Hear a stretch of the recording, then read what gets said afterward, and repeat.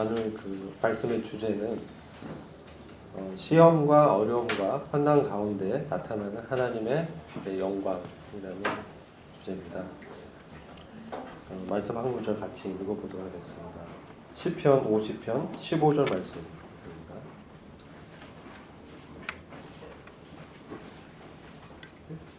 시편 50편 15절 말씀입니다. 50장 15절입니다.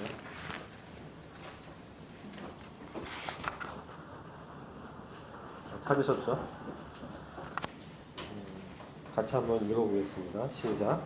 환난 날에 나를 부르라. 내가 너를 건지리니 내가 나를 영화롭게 하리로다.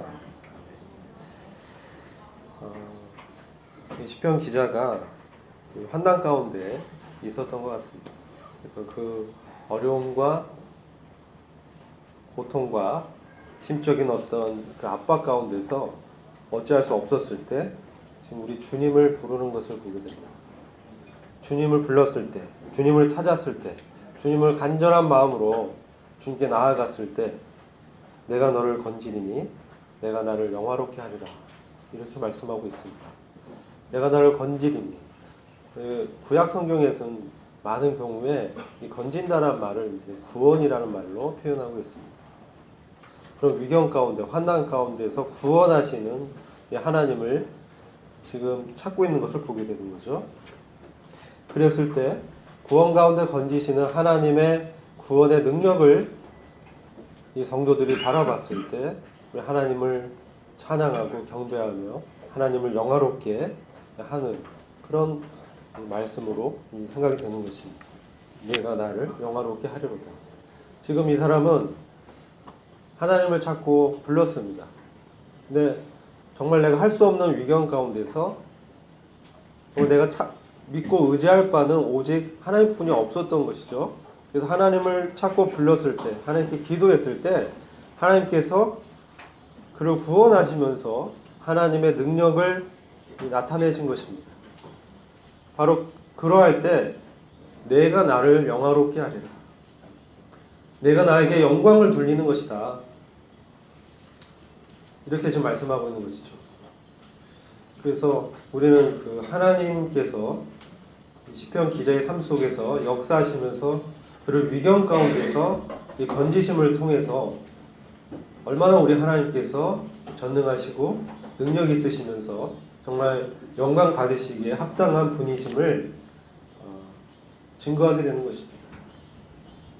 저희들이 구약 이 성도는 아니지만 같은 성도로서 신약 성도로서 교회로서 저희들이 삶을 이렇게 살아갈 때 어려움들을 이렇게 당하게 됩니다. 그러할 때 우리가 주님을 찾게 되죠. 내가 아무리 어떤 지혜를 발휘해서 내가 아는 어떤 사람들에게 부탁해서 문제를 이제 해결하려고 하지만 그런 모든 가능성들이 이제 막히게 되는 때가 있습니다. 그러했을 때 하나님께서는 이 성도의 사정을 잘 하시기 때문에 역사를 하시는 것이죠. 그래서 그 가운데서 하나님의 뜻을 나타내십니다.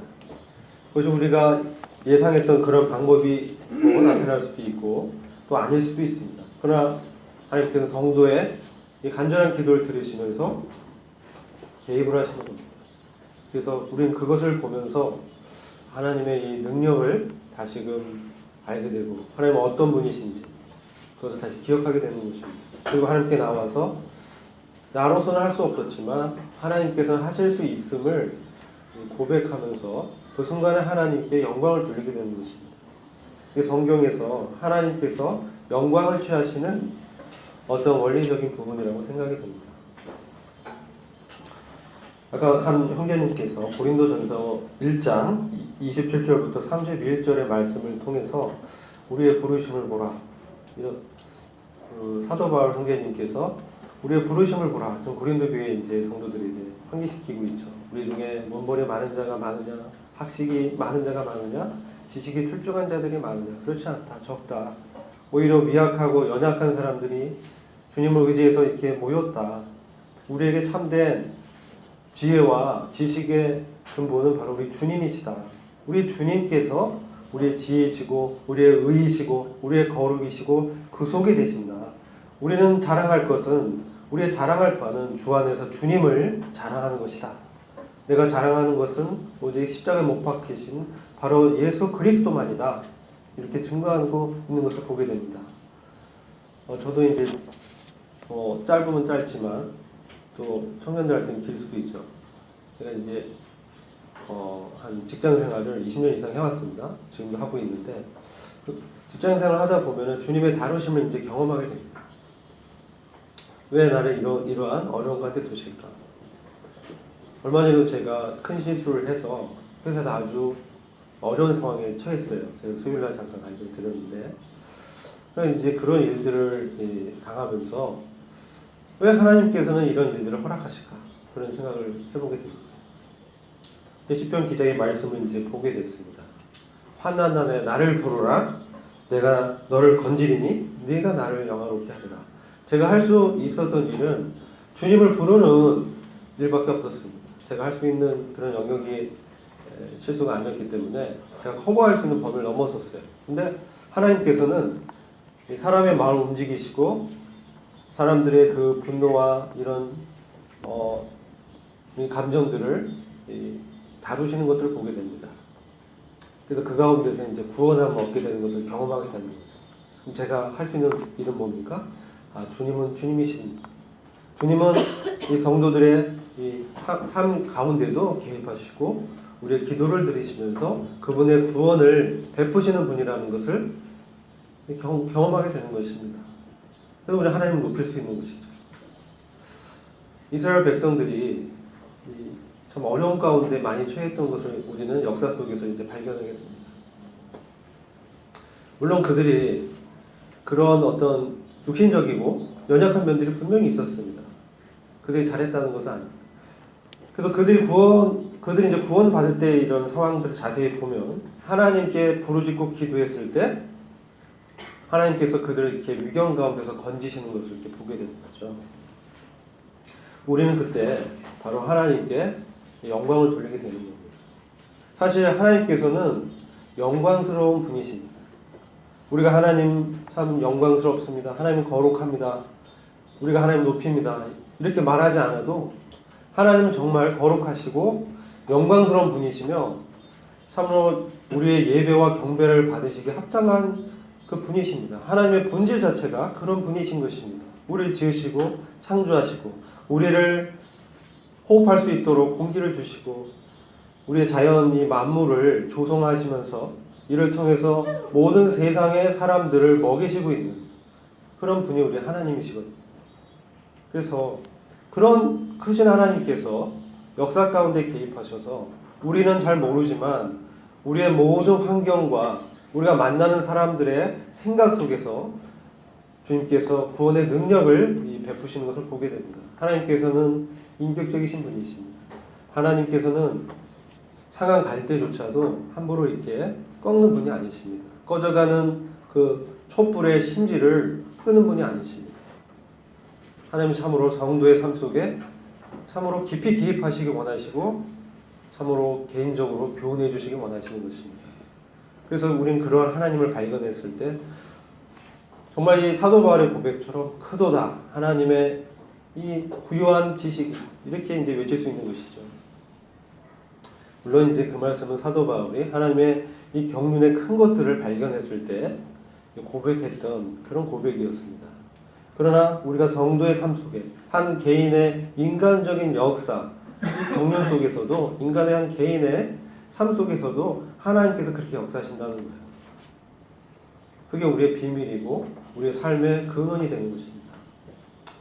우리가 말씀을 이렇게 보다 보면 우리의 안에 거하시는 그리스도께서 참으로 얼마나 존귀하신 분인가, 이분은 우리를 통해서 얼마나 역사하시고 우리에게 힘을 주시고 우리를 은혜로이 대우하시는가, 이런 것들을 경험하게 됩니다. 정말 내가 그러한 주님의 입장이었다면 도저히 묵과할 수 없고 용서할 수 없는 그러한 죄를 범했을지라도 하나님께서는 오래 참으시고 용납하시면서 그가 참으로 진정으로 회개하고 주님께로 돌이키기를 원하시면서 기다린다는 것입니다. 우리가 이 사실을 역사 속에서 특별히 하나님의 선민인 이스라엘을 통해서 우리가 확인해 볼 수가 있습니다. 이스라엘이 참으로 오랫동안 주님을 얼마나 슬프게 했는지를 우리는 역사 속에서 잘 알고 있습니다. 10계명에 1계명, 2계명 보면 나 외에 다른 신을 섬기지 말라, 우상 숭배하지 말라는 그런 말씀들을 하셨잖아요. 근데 이스라엘 백성이 어땠습니까?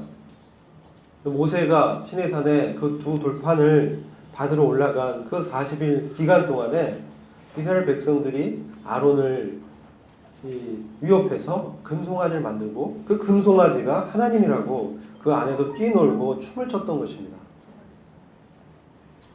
근데 하나님께서는 그들을 아셨어요.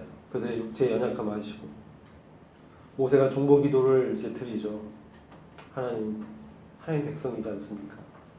하나님께서 이들을 불러내서 그와 같이 멸하신다면 이방 민족들이 뭐라고 하겠습니까? 하나님 이들을 한번 기회를 주십시오. 주님의 그 마음을 알았던 거죠. 그래서 이제 하나님께서 그들을 이제 용납하시고 다시 이제 인도하시는 것을 보게 됩니다. 우리의 삶도 마찬가지로 생각됩니다. 우리의 삶도 이스라엘 백성이 이 경험했던 그러한 것들을, 연약함들을 많이 경험하게 됩니다.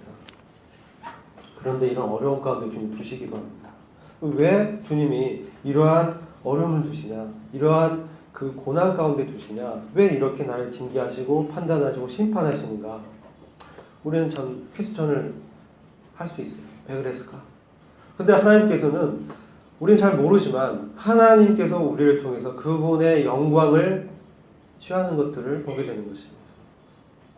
우리의 실패와 넘어짐 가운데 하나님께서 우리가 정말 하나님 외에는 구원의 길이 없음을 고백하게 하십니다. 하나님뿐입니다.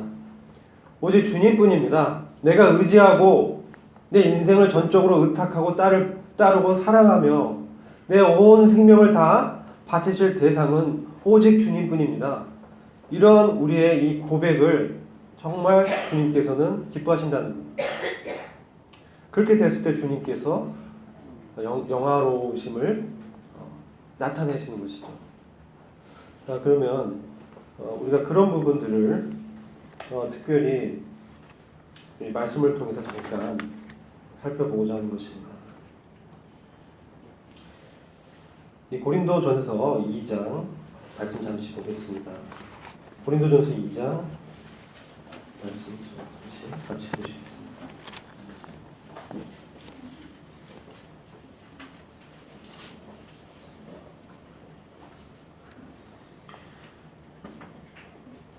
고린도전서 2장 3절 4절 잠시 보시면요. 3절부터 5절 말씀을 제가 읽어보겠습니다. 성경 번역이 약간 다름을 좀 이해해 주십시오. 내가 너희와 함께 있을 때 연약함과 두려움과 심한 떨림 가운데 있었노라. 또 내 말과 내 설교를 설득력 있는 인간의 지혜 말로 하지 않고 성령과 능력을 나타내므로 하였으니 이는 너희의 믿음이 인간의 지혜에 있게 하지 아니하고 하나님의 능력에 있게 하려 함이라. 7절입니다. 다만 우리가 신비 속에 있는 비밀 가운데 있는 하나님의 지혜를 말하노니 이는 하나님께서 세상 전에 우리의 영광을 위하여 미리 정하신 감추어진 지혜니라. 12절 우리가 세상의 영을 받지 아니하고 오직 하나님께로부터 온 영을 받았으니 이는 우리로 하나님께서 우리에게 값없이 주신 것들을 알게 하려 하심이라. 16절 누가 주의 생각을 알았다고 주를 가르치겠느냐. 그러나 우리는 그리스도의 생각을 가졌느니라. 그리스도의 마음을 가졌느니라. 이렇게 말씀하고 있습니다. 하나님께서 사도 바울을 통해서 고린도 교회 성도들에게 권면을 하면서 내가 인간적인 여러 가지 이제 방법과 설득할 수 있는 이런 기술이 있지만 내가 그렇게 하지 않고 오직 하나님의 성령의 능력을 의지해서 너희들에게 십자가에 못 박히신 그리스도만을 전했다. 이것은 오랜 세월 동안 감춰졌던 비밀이고 우리에게 이제 나타난 바가 되었는데 그것은 바로 성령을 통해서 너희한테 받아진 바로 그 그리스도다. 그것을 증거하고 있는 것입니다. 그래서 이것은 세상 이전에는 우리가 듣도 보도 못한 일이라는 거죠. 바로 하나님의 본체이신 하나님 아들 그리스도께서 우리 안에 거하신다는 것입니다. 이것이 바로 우리에게 비밀이고 하나님의 놀라운 지혜라는 것입니다. 그래서 이것을 통해서 우리를 구원하시겠다는 것. 우리가 지금 우리 안에서 역사하시는 그리스도를 우리가 경험할 수 있습니다.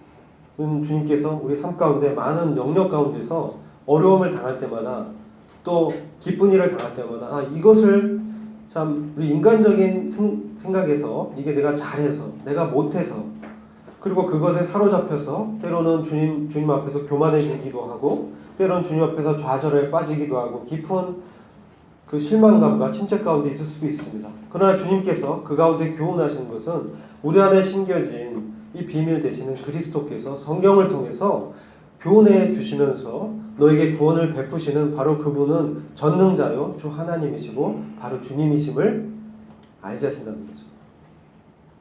그래서 우리는 그리스도의 마음을 우리가 가진 것입니다.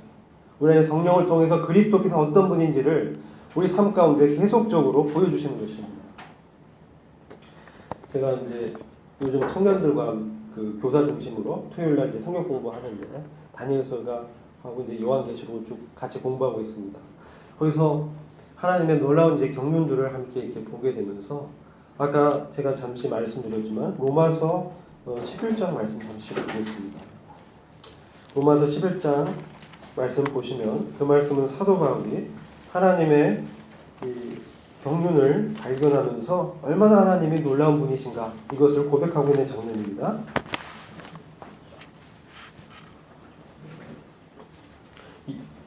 로마서 11장 25절 잠시 보시면요. 찾으셨죠? 형제들아 너희가 스스로 지혜 있는 채 하지 않게 하기 위해서 이 신비를 혹은 비밀을 너희가 모르기를 내가 원치 아니하노니 이는 이방인들의 충만함이 차기까지는 이스라엘이 일부가 완고하게 된 것이라. 자, 여기에 이제 하나님의 이 경륜이 이제 숨어 있다는 것입니다. 지금 복음이 유대인들한테 먼저 증거됐지만 유대인들이 주님을 거절했습니다. 물론 거기 믿는 자들이 있었지만 국가적이고 민족적인 이스라엘이 주님을 거절한 것입니다. 그래서 복음이 이제 이방인들에게 바울을 통해서 이제 증거되게 되죠. 그렇게 되는데 여기 안에 하나님의 이제 구원의 섭리가 있다는 거예요. 그리고 하나님이 이스라엘 백성을 얼마나 사랑하는지를 말씀하고 있는데 로마서 10장 21절을 잠시 보시겠습니다. 이스라엘에게 그가 말하기를 내가 온종일 불순종하며 거역하는 백성에게 내 손을 뻗쳐놓으라. 이스라엘 백성이 하나님의 율법을 가졌고 선지자들을 통해서 하나님의 마음과 하나님의 이 회개를 촉구하시는 이 대언의 말씀들을 많이 들었습니다. 그럼에도 불구하고 이스라엘 이 백성들이 주님의 마음을 잘 몰랐어요. 그래서 하나님의 의는 믿음으로만 은혜로 주어지는 것입니다. 근데 그들은 율법을 지켜서 그들의 행위로 하나님께 나아가고자 했기 때문에 그리스도가 그들에게 거친 돌이어 부딪히는 반석이 된 것입니다. 그래서 그들이 이제 그들이 도저히 용납할 수가 없었습니다. 그들이 생각했던 하나님의 아들 메시아는 놀라운 그 능력과 이 권세로 이 로마 제국을 멸망시키고 자기들을 구원해줄 그런 분으로 메시아로 기다렸는데 우리 주님은 오히려 내가 요한복음 12장 32절 보시면요 이렇게 말씀을 하셨어요. 내가 땅에서 들리면 모든 사람을 내게로 이끌겠노라. 이것은 주님께서 어떠한 죽음으로 죽으실지를 암시했다라고 이제 말씀하고 있지 않습니까? 내가 땅에서 들리면. 근데 그리스도가 어떻게 땅에서 들리냐? 어떻게 죽을 수 있느냐? 지금 이런 얘기를 하는 거예요. 근데 주님은 내가 땅에서 들려서 십자가에서 달림으로 모든 사람을 구원하겠다는 겁니다. 하나님의 경륜은 이스라엘 민족을 구원할 뿐만 아니라 모든 사람을 구원하시겠다는 거예요. 모든 민족의 하나님이 되시겠다. 모든 민족의, 모든 세상의, 모든 나라의 사람들의 주권자로 하나님으로 내가 그들 앞에 나타나겠다. 그들을 그래서 구원하겠다. 이런 하나님의 원대하신 구원의 경륜이 여기 있는 것입니다. 다시 11장으로 돌아왔어요. 이러한 그 주님의 큰 이 섭리 가운데서 이스라엘을 이렇게 다 다루고 있다는 것입니다. 그래서 주님은 들려서 어땠습니까? 십자가에서 사실 종일 팔을 벌리고 계셨죠. 이 영적인 의미가 있는 거예요. 내가 들리는 그들을 모든 사람 나에게 이끌겠다. 내가 온종일 내 백성들에게 손을 벌렸다. 주님은 그와 같이 그분의 사랑을 통해서 이스라엘 민족을 구원키를 원하셨다는 거죠. 그분이 얼마나 놀라운 분이신지를 나타내시고 인격적으로 만나시고 역사, 기사, 표적을 통해서도 하나님 되심을 증거하시지만 그분께서는 이스라엘 백성이 정말 하나님이 사람으로 오신 바로 하나님 예수 그리스도를 인격적으로 만나서 그분을 주로 영접하고 그분께 영광을 돌리면서 회개하고 돌아오기를 이렇게 기다렸다는 것입니다. 이러한 주님의 이렇게 큰 원대한 구원의 계획이 있었고요. 그리고 복음이 이제 이방인에게 전해진 게 된 것이죠. 그래서 바울이 이렇게 증거하고 있는 거예요. 복음으로 말한다면 28절 보시면 그들이 로마서 11장 28절입니다. 복음에 관하여는 그들이 너희로 인하여 원수가 되었으나 택함, 선택에 있어서는 그들의 조상으로 인하여 사랑을 받는 자들이라. 조상 누굽니까? 이스라엘의 조상 아브라함이죠. 아브라함에게 너의 씨가 이 땅을 유업으로 받을 것이고 그 씨를 통해서 모든 축복을 받을 것이다. 이렇게 말씀하셨잖아요. 그렇죠? 아닙니까? 맞죠? 네. 아브라함에게 하신 언약이 있었습니다. 이 언약 때문에, 이 무조건적인 은혜의 언약 때문에 사실 이스라엘 민족은 믿기만 하면 구원을 받을 수 있었어요. 근데 그들이 그렇지 않았어요. 그들의 그 죄성과 그들의 목의 고등과 교만함과 이런 것들로 인해서 그들이 하나님을 참으로 사랑하지 않았다라고 말씀하고 있어요. 내 백성이 나를 사랑하지 않았다. 이스라엘 민족이 하나님 누군지도 잘 몰랐고 우리 주님을 사랑하지 않았기 때문에 결국 십자가에 못 박지 않았습니까? 그래서 로마서 11장 다시 보시면 하나님의 비밀의 이 경륜에 대해서 잠깐 이제 제가 나누고자 하는 것입니다. 30절입니다. 너희가 지나간 때에는 하나님을 믿지 아니하더니 이방인들이에요. 지나간 때는 하나님을 믿지 아니하더니 순종하지 아니하더니 이제는 그들이 믿지 아니함으로 인하여 자비를 얻었느니라. 긍휼함을 입었느니라. 이와 같이 이제 그들이 믿지 아니한 것은 너희의 자비를 통하여 그들도 자비를 얻게 하려 합니다. 너희의 긍휼하심을 입는 것을 통해서 그들도 긍휼함을 얻게 하려 함이라. 하나님께서 그들 모두를 믿지 않는 가운데 가둬두심은 모든 사람에게 긍휼을 베풀려 하신 이입니다. 이 긍휼은 뭡니까? 구원의 은혜입니다. 모든 사람에게 그들의 의로운 행위로 말미암는 구원이 아니라 하나님의 전적인 은혜와 자비로우심과 긍휼하심을 입어서 그들이 구원을 얻게 하시겠다는 겁니다. 그래서 사도 바울이 이것을 깨닫고 그동안 사도 바울이 얼마나 열심히 뛰어왔습니까? 그가 정말 스데반을 죽이는 그 앞에서도 가편투표를 하면서 옷을 시켰어요. 그리고 정말 작정하고 진멸하려고 그리스도인을 이제 핍박했지 않습니까? 그와 같은 사람이 이렇게 열심히 자기 딴에는 하나님의 뜻이라고 생각하고 달려왔었는데 그리스도께 딱 부딪힌 거죠. 그분 앞에, 그분의 인격을 만났을 때 그가 그 앞에 엎드러지면서 눈이 멀어버렸어요. 아, 내가 잘못했구나. 이분 정말 하나님이시구나. 이걸 발견하게 된 거죠. 그래서 이와 같은 것들을 생각해 보니까 주님의 지혜와 지식은 너무나 깊고 놀랍다라는 거예요. 그러면서 33절 중간 이하 보면 그분의 심판을 어찌 헤아리며 그분의 지나간 길을 어찌 찾아내며 누가 주의 생각을 알았느냐? 누가 그분의 의논자가 되었느냐? 누가 먼저 그분께 되돌려 받겠느냐? 이는 만물이 그분께로부터 나와 그분을 통하여 그분께로 돌아갑니다. 만유 가운데 계신 하나님, 그분을 보게 되는 겁니다. 사도 바울이 아무도 이러한 주님의 구원의 계획을 몰랐었다. 근데 아까 고린도전서 2장 말씀 이렇게 읽으면서 우리가 그리스도의 마음을 가졌다. 그리스도의 생각을 가졌다. 이렇게 말씀하고 있지 않습니까? 무엇을 통해서? 우리가 믿을 때 받은 성령을 통해서 우리가 그리스도의 마음을 이렇게 받았다는 거예요. 주님의 이제 생각을 알게 됐다는 거예요. 주님의 계획을 얼마나 깊은지 이것을 깨달아 알게 된 거예요. 그러고 보니 주님 얼마나 위대하시고 놀라운 분인가. 그분의 영광스러움 앞에 우리가 감히 설 자격이 없는 자인데 정말 그분의 그 긍휼하심과 은혜로우심 때문에 그분 앞에 이렇게 서게 됐다는 거죠. 이스라엘 민족의 이렇게 역사를 통해서 우리가 신약 성도인 교회가 많은 교훈을 이렇게 얻게 되는 것입니다. 우리는 많은 순간에 하나님이 심판하시면, 하나님이 어려움을 주면 내가 많이 잘못해서 그러는 거야, 이렇게 많이 생각합니다.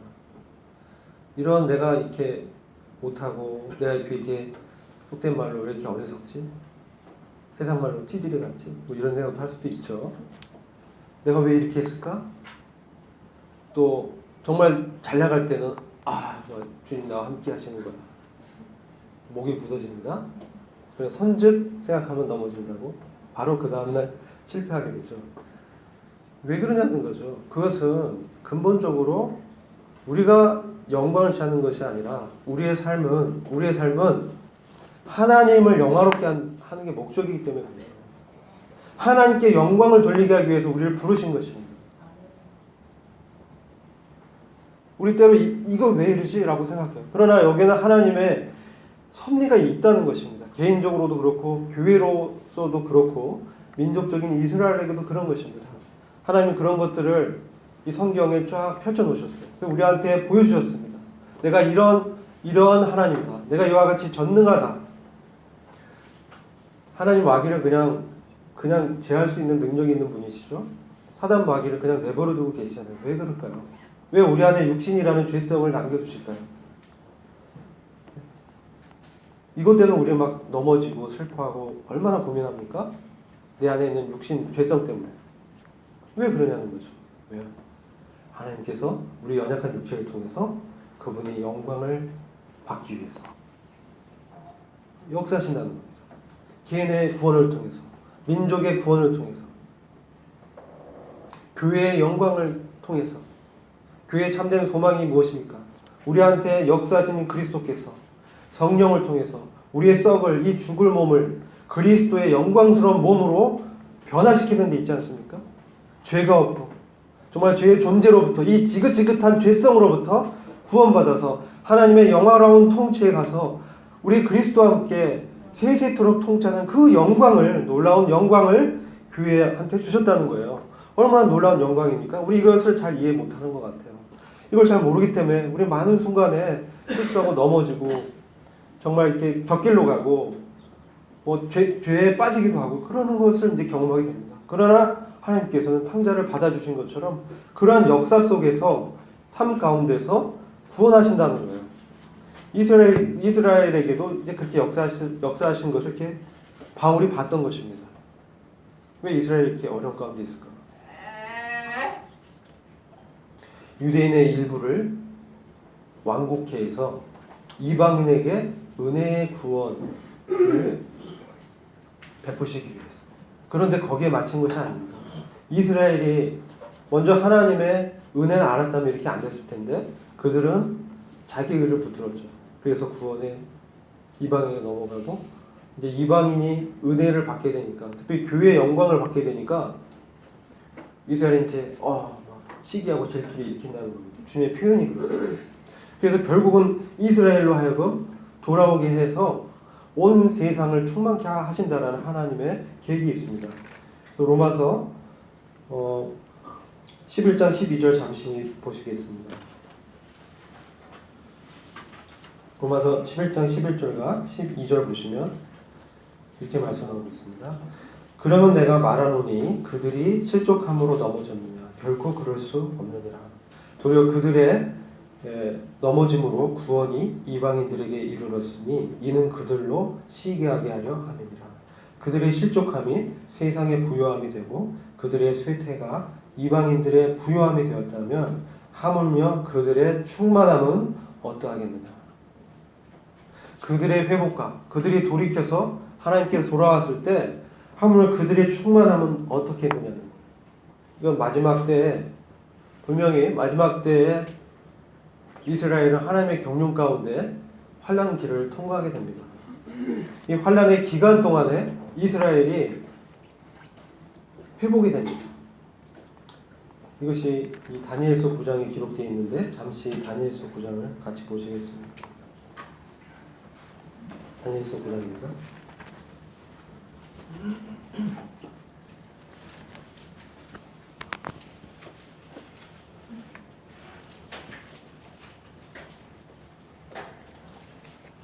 다니엘서 9장 24절 우리가 잘 알고 있는 71의 예언에 대한 말씀인데요. 왜 하나님께서 이렇게 하셨는가?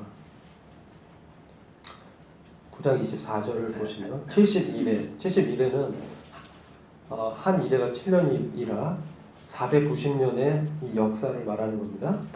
71회가 내 백성과 내 거룩한 성 예루살렘 성입니다. 예루살렘 도시에 정해졌다니 허물을 끝내고 죄들을 종결시키며 죄 악에서 화해를 이루고 영원한 의의를 가져오며 환상과 예언을 응하게 하고 지극히 거룩한 이에게 기름 부으려 함이라. 이스라엘에게 하나님께서 이와 같이 490년의 역사를 정해놓으셨습니다. 이것은 제가 지난번에 말씀드린 것처럼 K 있지 않습니까? K를 잘라가지고 커팅해서 딱 떼내서 둔 거예요.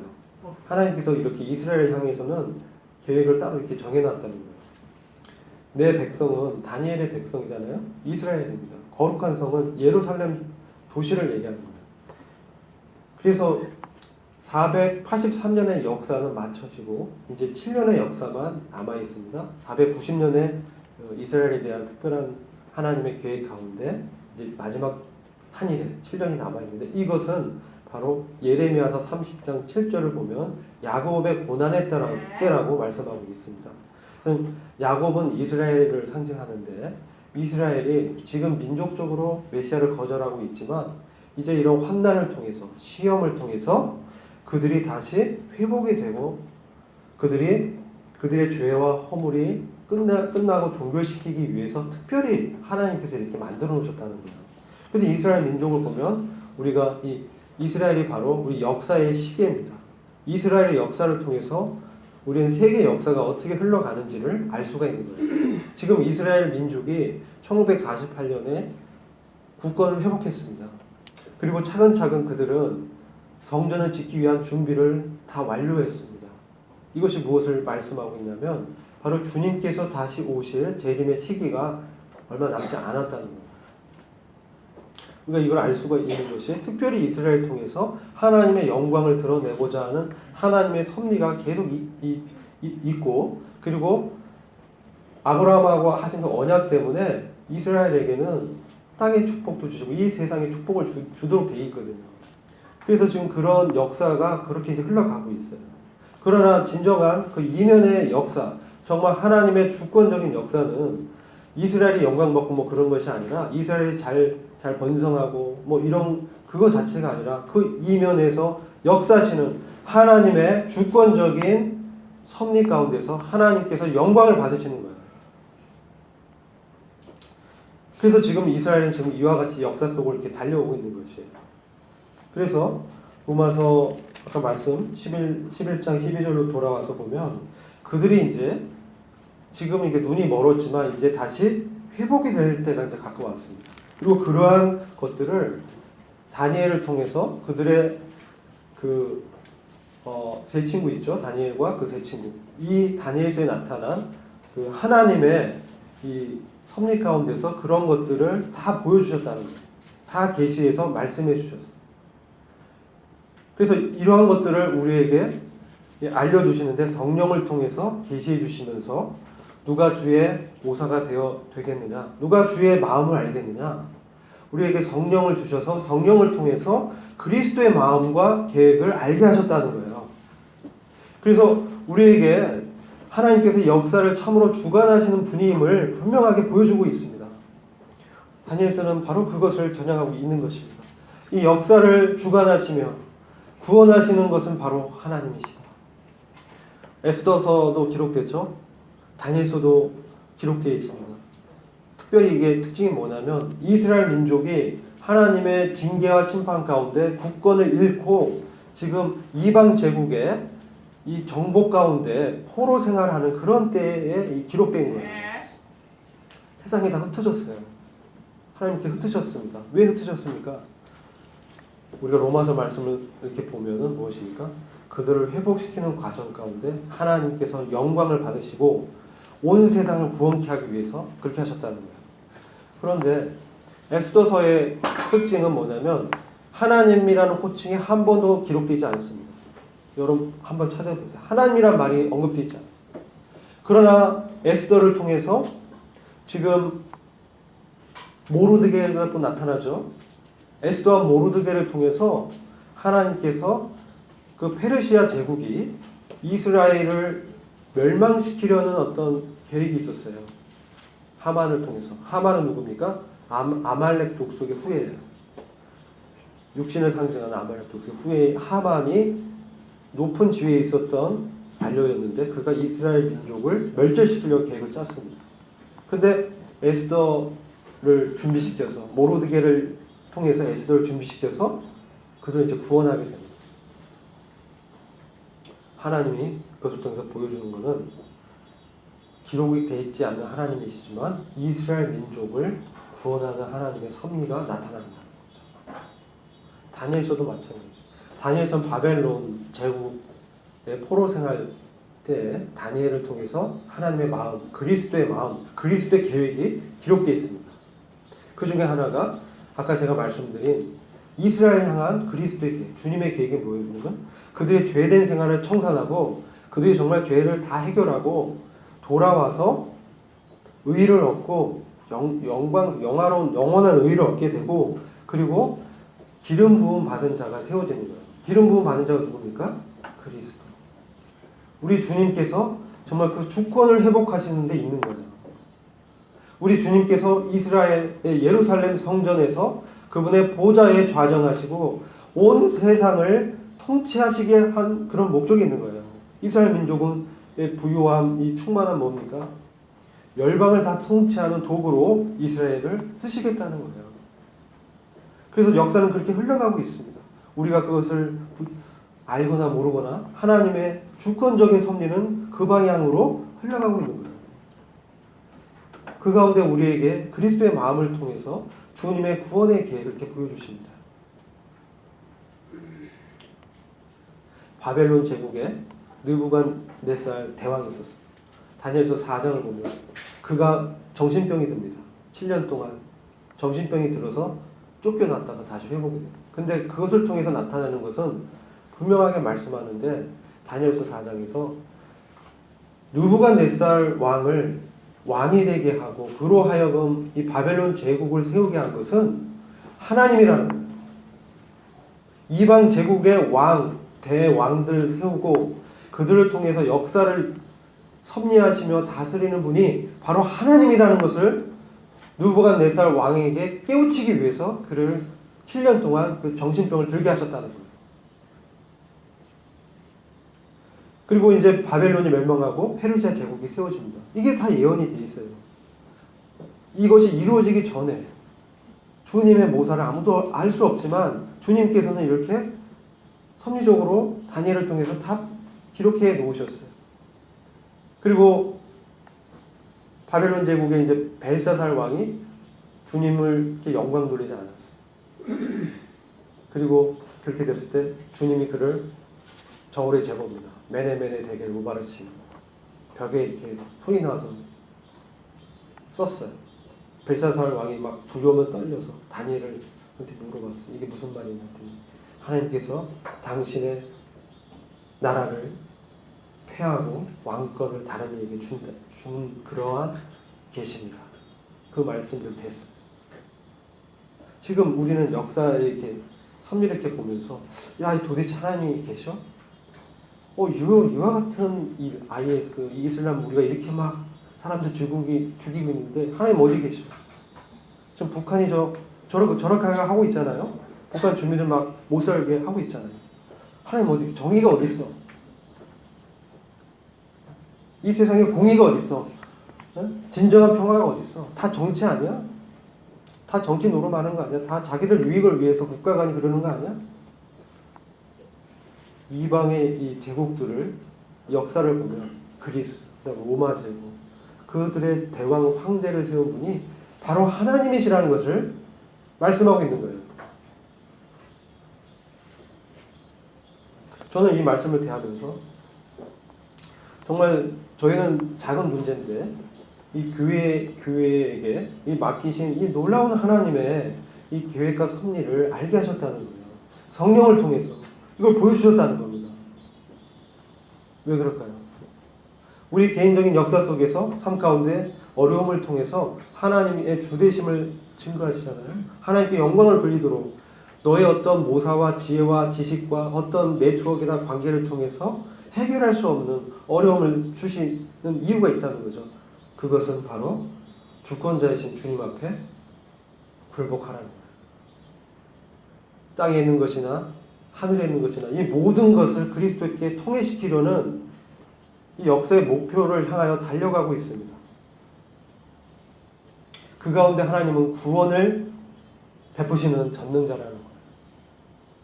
구원의 샘물에서 물을 기르리라. 이렇게 이사야 선지자가 말씀하고 있잖아요. 그 가운데 하나님은 능력으로 구원하시고 도저히 불가능했는데 도저히 정말 보잘것없는 강을 넘어온 이 보잘것없는 우상 숭배하는 이 히브리인들 이스라엘 민족을 뭐가 이쁘다고 그들을 이렇게 보호하시고 구원하십니까? 그것은 하나님께서 그 조상 아브라함에게 하신 그 약속의 언약 때문에 그 은혜를 베풀겠다는 그 주님의 신실하심이 있다는 거예요. 이스라엘 민족이 잘해서 그런 거 절대 아닙니다. 그들이 똑똑하고 뭐 그래서 그런 게 아니에요. 유대인들이 참 지혜롭죠. 하나님께서 그 지혜를 허락하시는 거예요. 그래서 주님은 이 역사 속에서 이와 같이 역사를 이렇게 인도하고 계시는 분이라는 거예요. 저는 이것을 보면서 주님이 결국은 큰 구원을 이제 베푸실 것이다. 이런 것도 이제 알게 되고요. 우리가 이제 이러한 주님의 큰 경륜을 이렇게 대하면서 우리는 어떠한 태도를 가져야 되느냐. 이런 거 중요하지 않습니까? 주님은 이제 이 땅에 심판을 계획해 놓으셨어요. 그게 정해져 있어요. 주님이 이렇게 정해놨습니다. 그래서 이 땅은 심판을 받게 됩니다. 주님의 경륜은 지금 이 땅을 심판하기 위해서 지금 달려가고 있어요. 이제 마태복음 24장이나 다니엘서 12장이라든지 요한계시록 말씀을 통해서 이 땅에 전무후무한 이 땅에 거하는 자들을 시험하고 심판하는 때가 정해져 있음을 이렇게 보게 됩니다. 그건 특별히 7년의 환란기를 통해서 그들을 다루시는 겁니다. 무엇을 그들로부터 얻기 원하십니까? 하나님께 영광을 돌리게 하시기 위해서. 이 세상의 주권자가 누구인지를 분명하게 그들에게 보여주시기 위해서. 이 심판과 환란이 있다는 것입니다.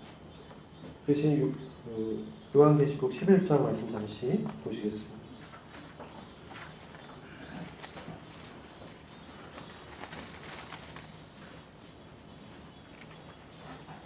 11장 15절 말씀입니다.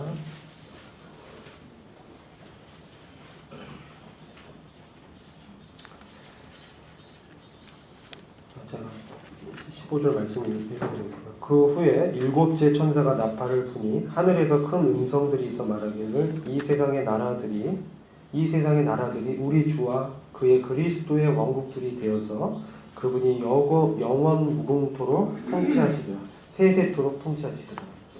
이 세상의 나라들이 우리 주와 그의 그리스도의 나라들이 되어서 그분이 영원 무궁토록 통치하시겠다. 이게 심판과 환란의 궁극적인 목적입니다. 주님께서 영광을 취하시겠다는 거예요. 그리고 10장 7절을 잠시 보시겠습니다. 요한계시록 10장 7절을 보시면 일곱째 천사가 소리를 내는 날들에 그가 나팔을 불게 되리니 그때에 하나님의 신비가 비밀이 그분께서 자기의 종들인 선지자들에게 선포하신 것과 같이 이루어질 것이다. 하나님의 비밀, 너희 안에 계시는 그리스도, 우리 안에 계시는 그리스도께서 그분이 주인 되시고 우리의 주인이실 뿐만 아니라 교회의 머리일 뿐만 아니라 이 세상 모든 나라들을 다스리는 통치자 하나님이시라는 것을 이루시겠다는 겁니다.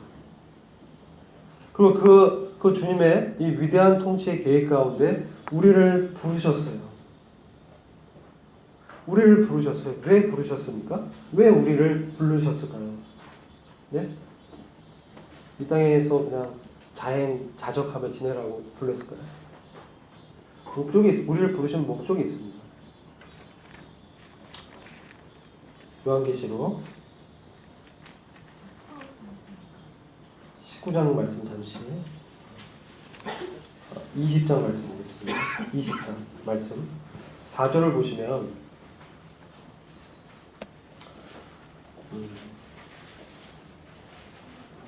거기는 24장로의 보좌가 있고요. 그 다음에 순교자들의 이 영혼들이 이제 부활해서 어떠한 그 유업을 받게 되는지 기록되어 있습니다. 또 내가 보좌들을 보니 그들이 그 위에 앉았는데 이것은 그들은 24장로입니다. 24장로는 요한계시록 4장에 나오는 24장로는 바로 교회를 이렇게 대표하고 있습니다. 바로 이 교회에게 심판이 주어졌다는 거예요. 심판이 주어졌다. 예수에 대한 증거와 하나님의 말씀으로 인하여 목배임을 당한 순교자들의 혼들도 있어요. 이 사람들도 심판의 권세가 주어진 거고 또 그들은 또 짐승의 표를 받지 않는 사람들이 그들이 살아서 그리스도와 함께 천년을 통치하더라.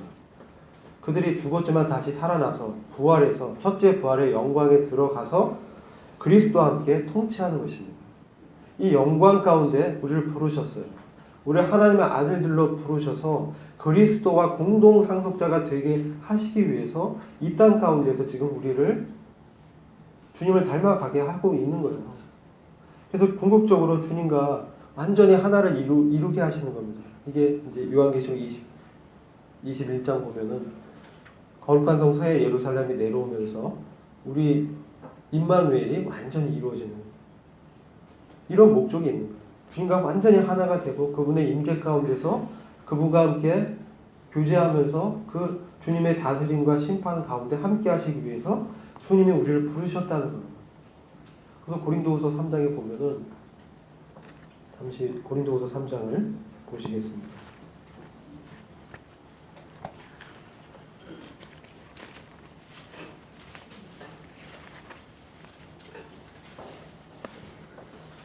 (3장 18절) 그러나 우리 이 거울을 통해 보는 것 같이 수건을 벗은 얼굴로 주의 영광을 보는 우리 모두는 주의 영으로 말미암아 본 것 같이 영광에서 영광에 이르는 형상으로 변하리라. 훈장은 이렇게 표현되어 있는데요. 우리가 주님의 영광을 지금 우리가 계시된 주님의 영광을 이렇게 보게 됩니다. 주님께서 우리 개인의 역사 가운데 우리의 어려움 가운데 구원을 베푸시는 전능자로 역사하시기도 하지만 또 교회를 부르셔서 앞으로 이 땅 가운데 펼쳐질 그 주님의 놀라운 영광의 통치 가운데 함께할 신부로 우리를 부르셨잖아요. 그래서 그러한 이 영원한 통치 가운데 신부로 부르셔서 그분 앞에 하나님 앞에 거룩하고 점이 없고 흠이 없는 이 교회로 세우시기 위해서 지금 우리 가운데 역사하고 있습니다. 우리 안에서 살아서 역사하고 있는 거예요. 우리가 그분과 같이 변화되어서 그분의 영광스러운 부활의 몸을 입고 그분과 함께 이 세상을 이렇게 다스리게 하시기 위해서 지금 이 땅 가운데서 주님이 우리와 함께 역사하고 있습니다. 그리고 이 영광은 주님께서 우리에게 주시기 위해서 이미 다 예비해 놓은 거예요. 지금 우리가 마지막 때에 와 있습니다. 이런 것들을 그리스도의 계획과 섭리와 생각과 계획들 다 우리 마음을 말씀해 주셨잖아요. 그럼 우리는 어떻게 정말 이걸 다 이게 들었잖아요. 계시된 주님의 뜻을 들었습니다. 그럼 우리는 어떻게 이 마지막 때를 살아가야 되느냐? 저는 다니엘서 마지막 말씀을 읽고 말씀을 이제 마치려고 하는데 거기서 교훈을 얻을 수 있었습니다. 다니엘서 12장 보시면요. 12장 이제 8절입니다. 12장 8절 말씀, 다니엘서 12장 8절 말씀, 또 13절 말씀을 발췌해서 보겠습니다. 내가 들었으나 깨닫지는 못하였더라. 그때 내가 말하기를 오 내 주여 이러한 일들의 마지막에는 어떻게 되겠나이까. 막 이 마지막 때 어떤 일이 일어나겠습니까? 이렇게 이제 다니엘 물어봤습니다. 9절에 그가 말씀하시기를 다니엘아 내 길을 가라. 이 영어로 보면요. 영어 써서 좀 죄송한데요. Go your way. 내 길을 가라. 어떤 일이 있겠습니까? 내 길을 가라. 이는 그 말씀들이 마지막 때까지 닫혀있고 봉해져 있을 것입니다. 그리고 13절 보겠습니다. 그러나 너는 그 마지막이 이를 때까지 내 길을 가라. 이는 내가 쉴 것이요 그 날들의 마지막에 내 땅에 설 것이니라. 다니엘에게 보여주신 주님의 이 길, 주님의 놀라운 경륜, 이것들이 이제 이루어질 것입니다. 이 마지막 때 다니엘처럼 우리도 주님께 묻습니다. 어떻게 살아야 됩니까? 내 길을 가라. 우리의 길이 무엇입니까? 우리에게 주어진 이 길이 무엇입니까? 예수 그리스도 아닙니까? 주님 우리의 길 아니에요. 내가 곧 길이요 진리요 생명이요.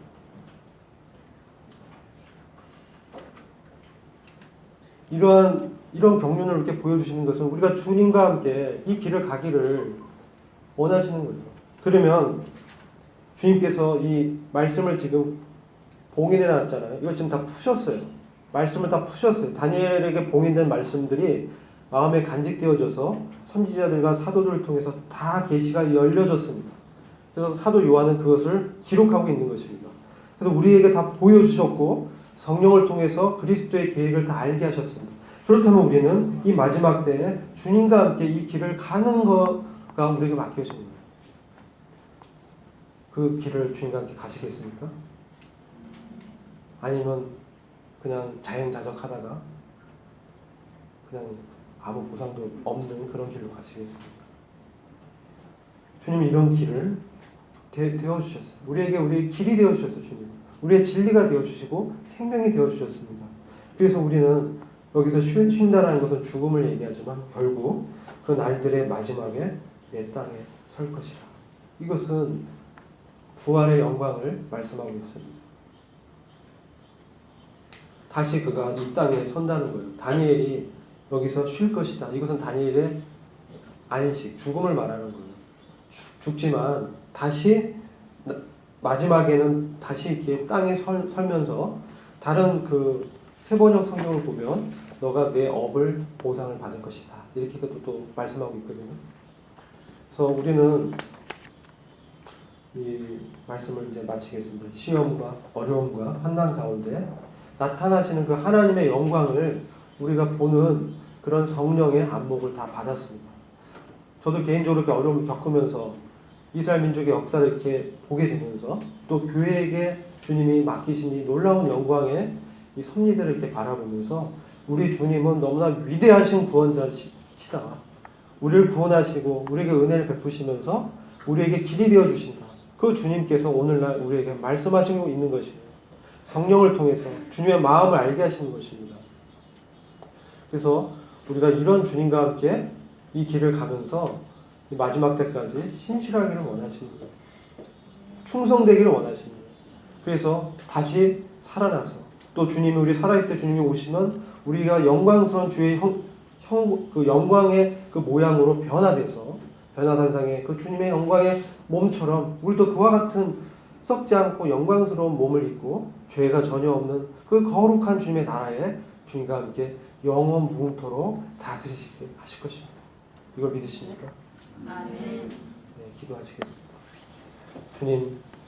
주님의 놀라운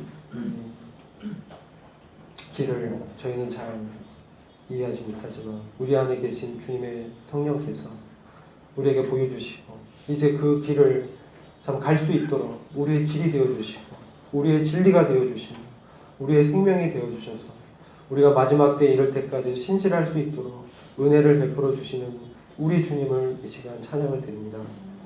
오직 주님께만 영광이 있습니다. 우리 주 예수 그리스도의 귀하신 이름으로 기도했습니다. 아멘.